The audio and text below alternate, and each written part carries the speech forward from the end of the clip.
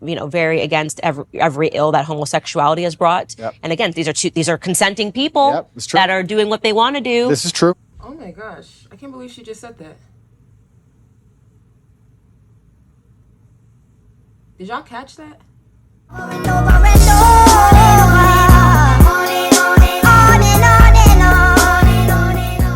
do I care? Connecting people with policy. Welcome back. Welcome back. I want to thank y'all again for 1,000 subscribers. I'm going to get this started before I forget, because I'll be forgetting. I want to thank y'all again for 1,000 subscribers. I really, really do appreciate y'all. I appreciate y'all support in such a short amount of time.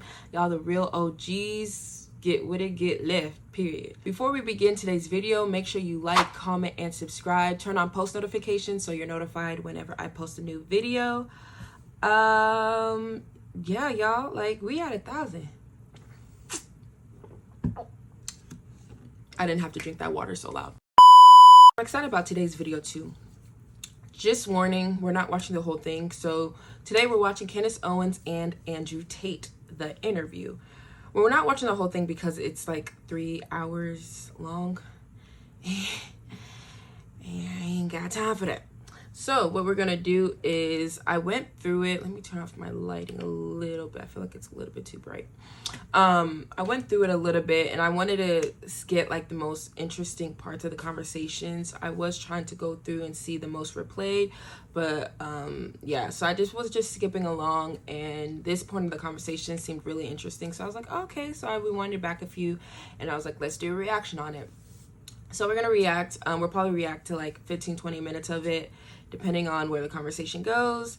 And yeah, let's get right into it.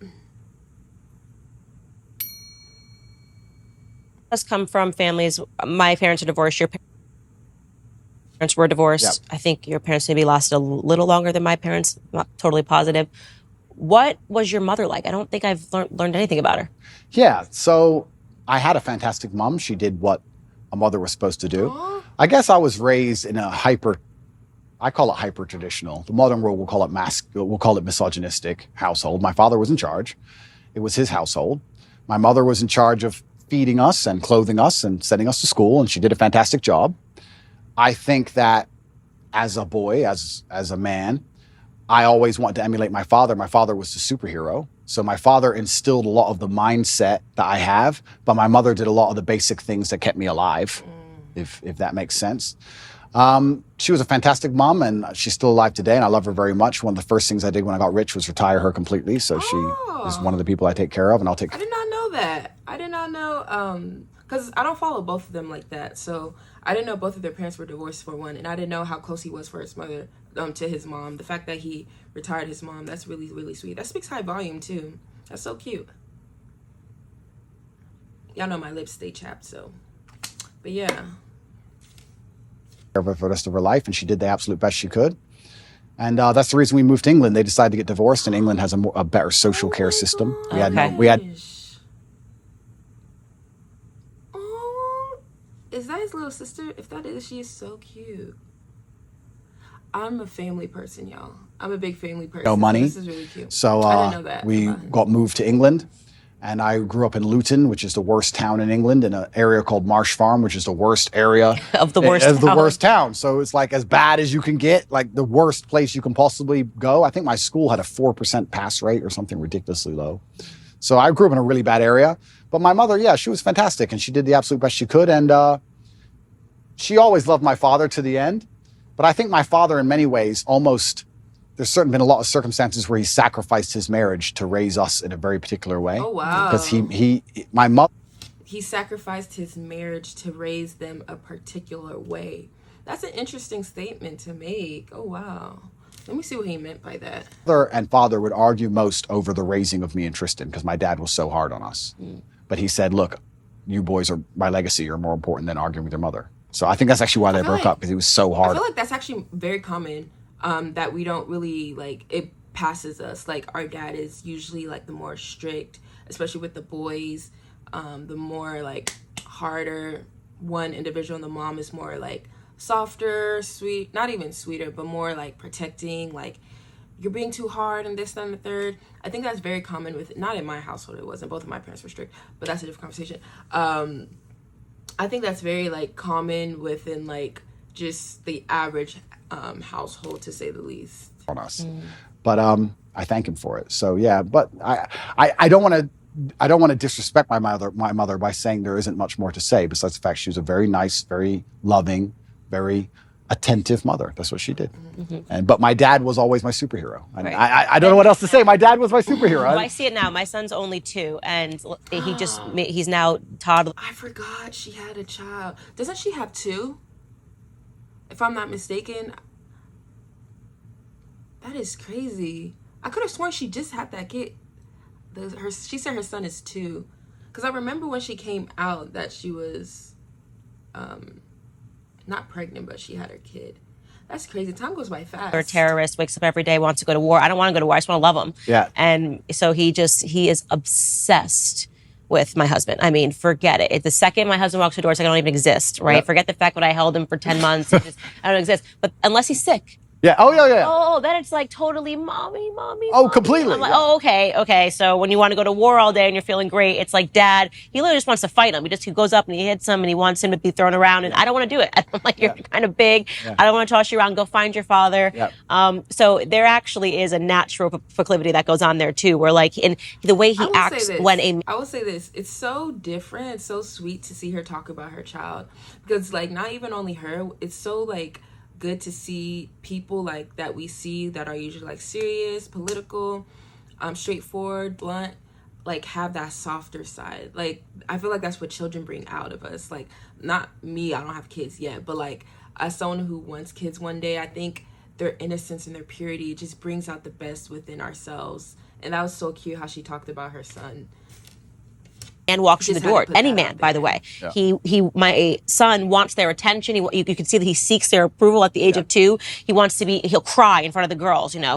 Yeah. Well, it's me, it's my assistant. If it's girls, he's putting on. Then when the guys are there, he instantly stops the crying and stops the tears. So it's so interesting to watch that and examine that in just a 2-year-old. So well, that's biological, right? This is how we charge at the gunfire. This is how men charge at the gunfire, because we want the respect of our peers. We will literally commit suicide for the respect of our peers. I will say this, I don't think that portion is biological. Like, I think that it depends on how you're raised, because there are sons who would cry in front of their dad and stuff, and like a dad will be like, oh, be a man, and this, that, and the third, and that kind of instills this kid, like instills fear in the kid to not want to cry around the man or cry around their dad, as opposed to crying around the mom. So I don't really think it's like biological.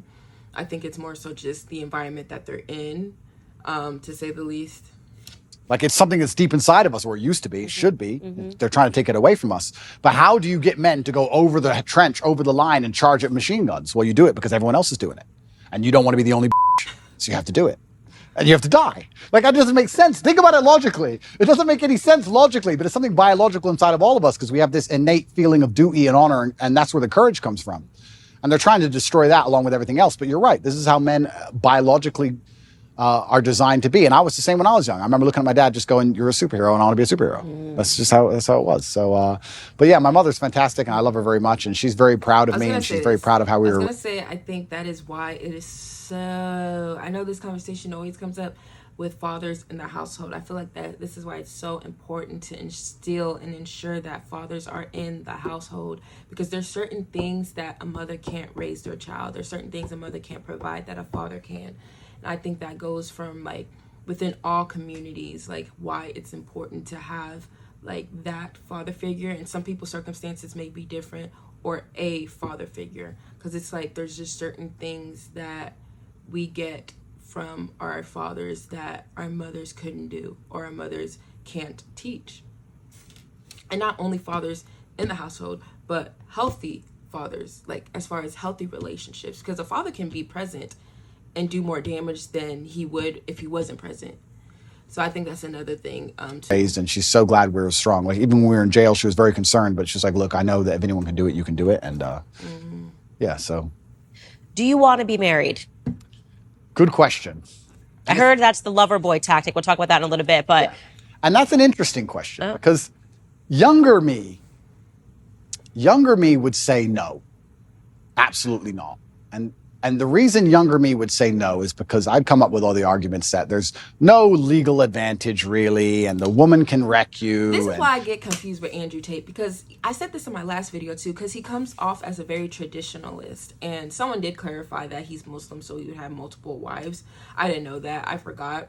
But even aside from that, someone who comes off as a traditionalist, marriage is part of that foundation. So whenever he's always hesitant about marriage, and I understand him saying that you lose more than you gain, depending on your circumstance and depending on who you marry, but that's a different conversation. I just never understood why he never really grasped onto marriage. Like, I really think his experience with women probably, like, smeared his view on marriage, because I think marriage is a beautiful, beautiful thing, to say the least. I think people have this, like, idea of marriage that it's just, like, a business deal, to say the least. When you do marriage correctly, it's not a business deal. Like, you're building a covenant and making God the foundation of that covenant that can't be broken till death do y'all apart. So it's like, you can lose all of your things, etc. What's the point? I don't want the government involved in my life, all those kind of arguments. But as I get older, maybe I'm getting a bit softer. Maybe I do think sometimes you need to make a decision based purely on love and have the faith of love and faith in your love. Exactly, I agree. Enough to say, I don't care what the government's going to do about this because I truly believe in us and I think we're going to make it. Yeah. So would I get married? Perhaps some point, yes, in the future I might get married. Yeah, I'm not against marriage like I used to be. I used to be super against it. And I think that's because I grew up in an environment where everybody was divorced. Everyone. So it's like, well, what's the point in this? Oh, wait, so I give her half my stuff and then what? I didn't understand the whole point of it. But now I think if I met the right woman, perhaps, yes. Yeah, marriage is good. Yeah? If it's the convert me, Candace. Yeah, if it's the right person, if you marry the right person, and I'm saying this as someone who grew up with divorced parents, well, they got divorced after I was out of the house, but speaks to your earlier point about it either impacts you one way or the other. You either want marriage because your parents were divorced, you don't want marriage. I desperately wanted marriage, and I think the ways in which we both have grown, and the confidence that it gives you. I think there is something about people are, how do you do what you do every day? Because you cannot impact. My life is so stable. The nucleus of our household is so stable. And to be able to raise kids and have them see that example of the perfect yin and the yang, there's something divine about it. There's something spiritual about it. It's why I won't accept you. I think you are actually a libertarian right now, and I won't accept you as a libertarian. I think you will not be one. In a few years, if I had to make a prediction, I think you will lean towards conservatism, because even in just the crack of you talking about the attack on masculinity, because first you say, oh, well, if everyone wants to do what they want to do, if you guys all agree and you want to be homosexuals, fine. But then we'll start to realize that libertarianism, live and let live, is what welcomes in through the door. I'm, very against every ill that homosexuality has brought. And again, these are consenting people that are doing what they want to do. This is true. Oh my gosh, I can't believe she just said that. Did y'all catch that? I don't know if she's saying that based up as if it's a based fact or opinion. That's a low-key dangerous comment, and I'm not going to repeat it. If you caught it, you caught it, but oh wow. But look, evil is evil, sin is sin, and we're yesterday talking about homosexual marriage. Today we're talking about transing. Well, it's such a slippery slope. This is the thing, right? You're completely right, because the idea of live and let live was a fantastic one if it could actually operate without slippery slopes. And I want to know, because that's stuck in my mind now. I wonder what she meant with when she said, like, she's against every ill that's same-sex relationships brought. Specifically what? Because that's low-key, like, wait, what? Type of vibe.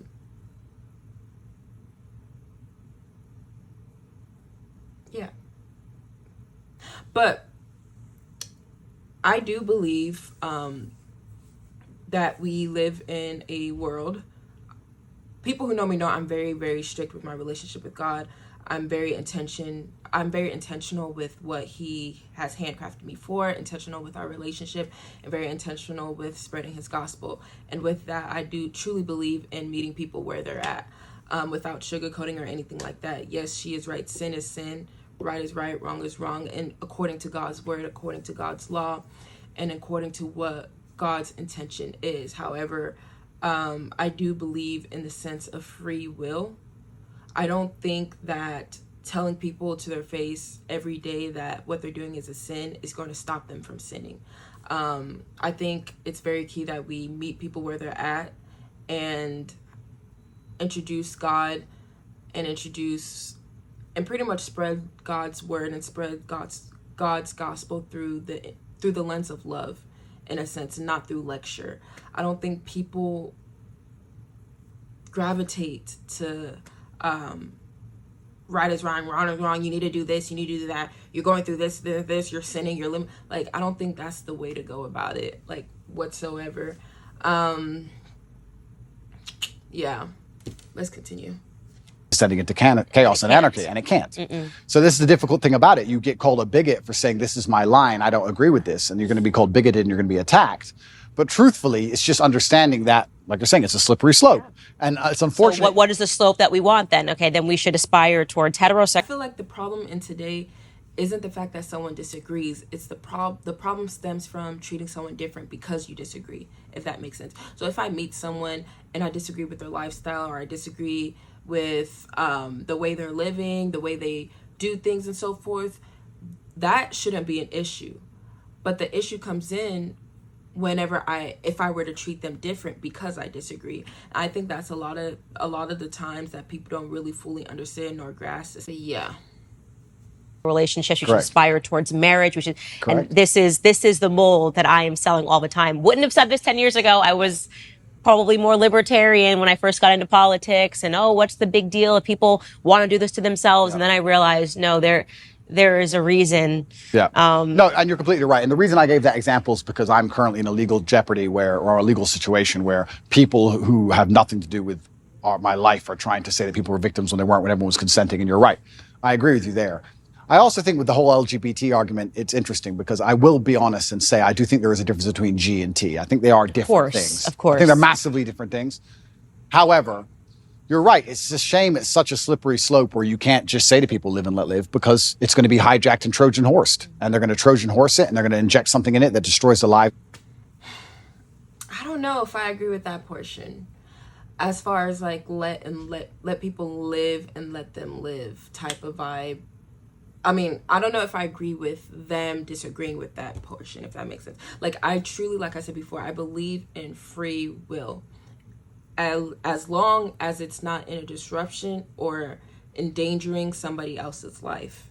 It's just like, you gotta allow someone to maneuver in their own life and in their own shoes, because at the end of the day, it's just like, that's what God provides us with, is the essence of free will, without forcing, without making people to go a certain path, live a certain life, and so forth. Because if we do that, that takes away from like I don't know the word for it, but I don't know. I'm just a really big believer when it comes to free will. I think we do more harm than good when we try to force, rather than meeting people where they're at, rather than having conversations with people, rather than just guiding people and inviting people in as who they are, and then going from there. Because God's, even our Heavenly Father even said himself, just come to me as you are and I will handle the rest. I truly believe that, and I feel like that's the best way to go. When I first started getting closer to God, I was not who I am now. Let's just keep it right there. I just was not who I am now. And as I started to get closer, as I started to get more into the Word, as I started to read the Bible each and every day, certain things just started to fall off of me naturally. Certain things that I would do, I just stopped doing naturally. I think that's why I'm just a big believer in, like, just come to him as you are, and he'll figure out the rest.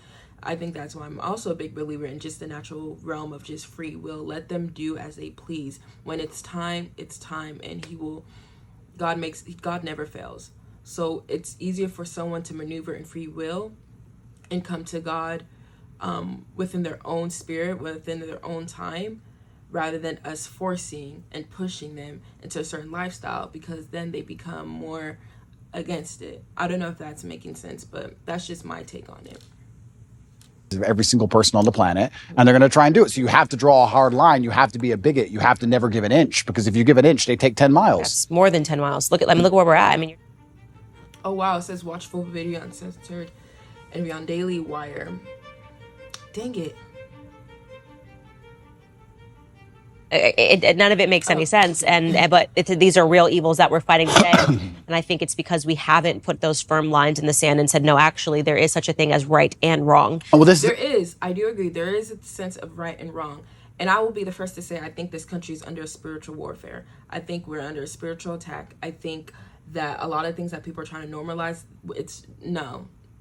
that's not of God's intention, and I do think that those of us who are pushing certain things will have to stand before God and explain those things. But that goes back to my first point, when Christ had blessed us with the realm of free will, free will. That's where I say, like, you can't, this is where the conversation comes in, where yes, we have free will, but to what extent? Thing I love about, and this is where religion comes in, right? Because I used to be an atheist. Mm-hmm. And then exactly what you just said about I didn't know he was an atheist either. I don't know a lot about Andrew Tate, I'm not gonna lie. In my previous video I said this before too, I just never really cared for him. He was always just there to me, but I didn't know he was an atheist. Divine about marriage, and exactly like you said, there's such a thing as sin. Everything you're talking about is religious. You're completely correct. You eventually, if you're going to wake up and be the kind of person who has hard parameters and said, this is right, this is wrong, it's very difficult to do that without then turning and understanding that has to come from God. Who else is going to decide what is right and what is wrong? And people say, oh, they're all man-made. But some of the things that are clearly right and wrong, you don't have to even be religious to know. Like, some of the things in this life that people are trying to push, it's like, it doesn't take a religious person to know that's wrong. I feel like it's just I think it's a certain level of morality and principles that that's ingrained in us that people tend to avoid when they're trying to push certain things or certain narratives. I don't know if that makes sense, but yeah. Religions, well then why does it go against so many of the wills of man? Some of the sins that man want to go and do, the religions are against. If we made a religion wouldn't be against our own sins, would it? Right. So it's interesting that this is almost proof for God in so many ways, when you're going to wake up and realize that there is genuine evil in the world and there's genuine good in the world, and there are two sides and two camps. And I do believe that the good is on the side of truth, and I do believe that comes from God. And there's many different ways to God. I think there is one God and there's different religions, and I don't want to argue the differences between the religions, because I think we have a lot more in common than we have, especially in the fight against evil. I do think we do have a lot more in common when it comes to different religions, when it comes to God, but I don't think there's more than one way to God personally. I think the only way to God is accepting Jesus Christ as your Lord and Savior, as it says in Book of John. And I think that when he comes and takes his followers and people who condemned Christ, who condemned Jesus, and either labeled him as he's not the Son of God and this, that, and the third, I feel like that is going to, I would never fix my mouth and tell someone that they're going to hell. I feel like that's not my place to say, but I do think that people are going to be in for a rude awakening, because I believe in the word, and I believe that I believe in God's law. I believe in God's word. I believe what God said and what he said will happen is going to happen. And there is only one way to the Father. No one goes to the Father unless they're through his Son, Jesus. Welcome to my TED Talk. Well, then we have his differences. But yeah, it's super interesting. And you're right. Firm lines are absolutely not really required. And if we don't have them, it's why society ends up in the position it's in, with so many subjective lines and your truth, my truth, the truth. And you're completely correct. It's not very often I sit with somebody who I feel like says something and I feel corrected, but you're right. Live and let live is hijacked. Yeah. It's hijacked. And it's unfortunate that me as a person now, especially, and maybe this is more of a personal thing. Maybe this is more of a personality trait, where I'm in the position I'm in, I'm saying what I believe is the truth, and I'm out here trying to help people, and I'm saying about the difficulties I went through in my life so others don't have to go through them, just as you said. But if somebody doesn't want to listen to me, I'm like, okay, you don't want to listen to me, I don't care. You do what you want. But that live and let live mind frame can be hijacked, because when I'm saying to people, okay, don't do what I want, or don't do what I believe to be good, don't do what God believes to be good, do what you want, I don't care, and then they get in a large enough group and they end up attacking morality. It redefines, normalcy. It redefines. That's a good point. That right there is a good point. Oh, wow. I didn't even think of it like that. That's a good point. The only thing I would say in a slightest rebuttal is, like, to what extent? Because if we're talking about allowing someone to live as they please and let them be who they are, as far as, like, let's say someone, let's just say someone is gay and they're in a relationship with the same gender. It's like, what do you, like, okay, that's their business. Like, you can sit there, you can say, no, you're supposed to be with a woman, you're supposed to be with a man, or this, then the third. It's like, okay, you can say it's going to go in one ear and out the other. It's like, that's their life, let them be type of vibe. You get me? But that's why I said context matters. Even prior, whenever I was using the example of allowing kids to transition before 18, I'm 100% against that, because at that point you are now putting other people in a compromising situation to where they cannot fend for themselves, especially kids who are like 9, 10, 11 years old. There's like, they don't know at that point. So he brought up, that's a good morality. point. And I recently was sitting down having a conversation with a friend of mine, Brandon, and when I first got into politics, I wasn't so staunchly against homosexual marriage. I didn't speak out on certain things, abortion.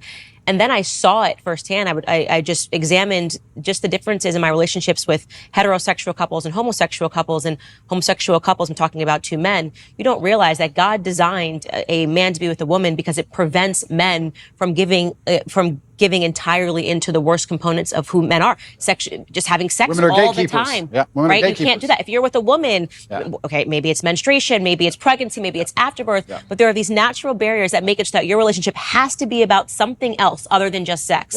When I'm with my homosexual friends, they talk about sex. I don't think they realize that heterosexual couples don't just sit down for lunch and be like, we banged 20 times last night because we could. They think that that's normal. So then you talk about how that bleeds into pornography, that bleeds into wanting to talk about sexuality in the classroom, how that might bleed in to suddenly wanting to speak to children about sex and, oh, this is all normal. It's actually not normal, but because it's normal in a homosexual relationship, you think that it's actually normal. Totally right. And so I have suddenly realized.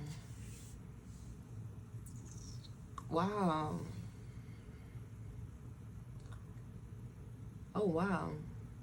I would say this. She brings up a good argument, but the only thing that I would say is that you can't use that argument only with gay people or gay couples, because I feel like you can use that argument when people don't put God as a foundation of their relationship, regardless. And there's heterosexual couples that don't put God as a foundation of the relationship regardless. And I say that because there are heterosexual couples who make sex the profound mecca of their relationship. It's built off of sex.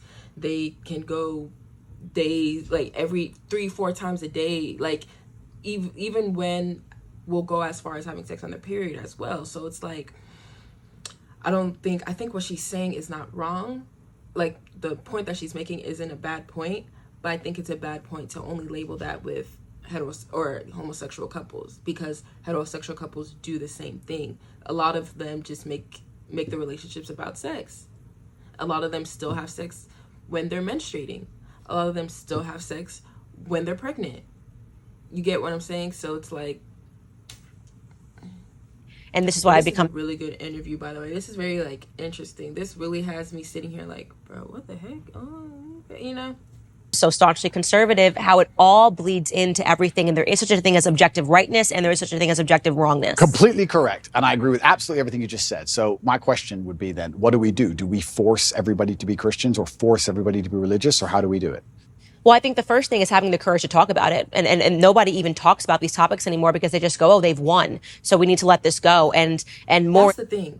And I'm glad he brought that up. It's like, what do we do? Like, what do you want us to, like talking about it? We can talk about it till our face turns purple. which is true.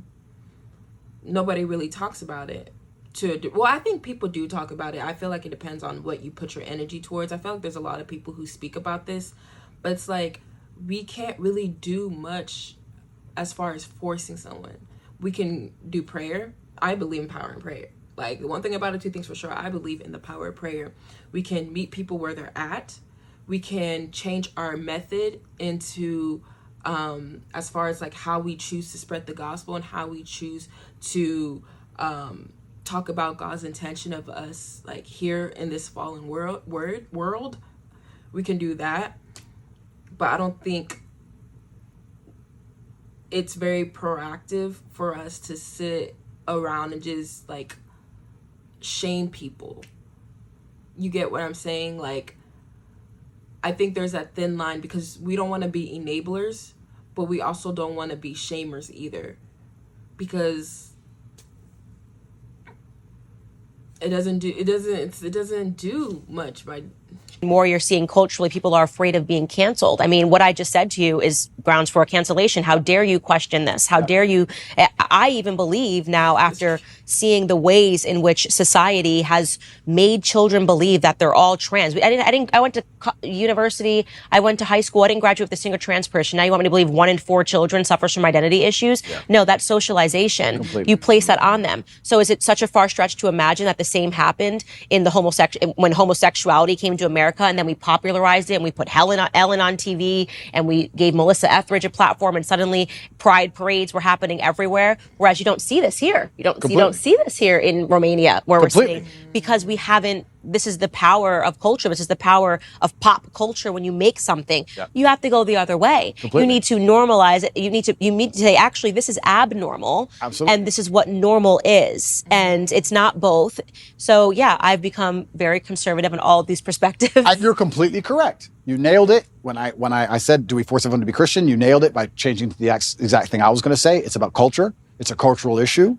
And it's completely and utterly correct. And I think that's actually one of the reasons why. I mean, I don't state this with arrogance. I don't want people to understand. I'm not trying to be arrogant. I'm trying to make people understand the situation I'm in. I was the most Googled man on the planet at one point. So I had a massive impact on the culture, and it was dragging in the complete opposite direction that the culture wants to move in. I'm dragging men in the complete opposite direction that the Satanists and the people who want to turn us all into slaves want us to go in. So I think that anybody who sits at home and realizes that my legal troubles appearing basically directly after that is a coincidence, then you're awfully naive. So it's unfortunate also that the way the world works, at a certain level of influence and power, the justice system almost breaks down. We see that even in America and most other countries. It all just becomes a big game and a big show, and it's about power plays and a whole bunch of conversations behind the scenes. It's not about justice anymore. So it's very concerning, because you are right. We are in a culture war. And it's culture which is absolutely not really defining the direction in which we move. And this is one of the reasons why I reverted to Islam, because I feel like the Islamic culture is the strongest. You feel the culture. I was wondering, because you were Christian, and, you know, I definitely do not know enough about the Islamic faith to sit here and debate you on it. I'm never a person that will debate somebody on something that I'm not an expertise on. But I will say that I'm sad that you're not a Christian anymore, because I can sense, perhaps it's because you felt that Christians weren't doing a good job defending their beliefs. Yeah, I think that God should be feared. But I feel like you shouldn't dictate your religion or how you maneuver your relationship with God based off of culture, because that's where you'll fall off a cliff. Because if you feel like Christians aren't, so for me personally, no one in this life can ever convince me that Jesus Christ is not Lord. No one in this life cannot convince me that God is not real. I don't care what anybody says. I don't care what the Twitter timeline talks about. Oh, that's a white man's religion, this, then a third, Christianity. Like, okay, congratulations, that's you and your opinion. Nothing can ever change me from that. So it's kind of alarming to hear him kind of say that the reason, not him saying it, but like it's the insinuation that him converting to Islam was how Christians poorly defend pretty much their foundation here. But yeah, believe that God should be feared. I fear God. It's one of the only things I fear. And I believe that also. And I also think it's less about the religion. It's more about the relationship. Because religion doesn't, it's not, it's like a checklist. Religion is like, okay. But it's about that relationship and knowing God and knowing Christ and knowing, like, the truth. See God to a degree, or you see religion, how you see yourself. And I see myself as a person of strong principles and strong morals. And I like to think of myself as the kind of person nobody really wants to cross. Not because I'm a psycho, but because I'm a man of capability and I'm smart and I'm strong and nobody wants to make an enemy of me. So I feel like I find an affinity to a belief system which has very similar outlooks. And there's a whole bunch of other things I can say from the Quran and Islamic texts, etc. But to keep it very vague and very broad for people who are not Islamic, I felt God when I was in an Islamic country. If I went to an Islamic country, that's the problem. I felt God. You don't feel any God. How is it a Christian country if Satanists are mocking Jesus on the streets? I understand. We are living in Babylon, y'all. Like, it is literally, like, America is literally a glimpse of hell on earth. Like, people get, like, side-eye when I say it, but hear me when I say America is just the glimpse of hell on earth. The good news is this is as bad as it will get for some, but the bad news is this is as good as it will get for others. What you're saying, and I was trying to gather in my head what pulled him away from Christianity, and I said it's probably the example. If you're thinking that America is a Christian country, and you're thinking that the United Kingdom is a Christian country, they're not. Going, Christianity is getting it wrong. Yeah. And the truth is that America is no longer a Christian country. We're being run by people that are satanic. Hollywood is satanic, and Hollywood is running America. Right. That is true.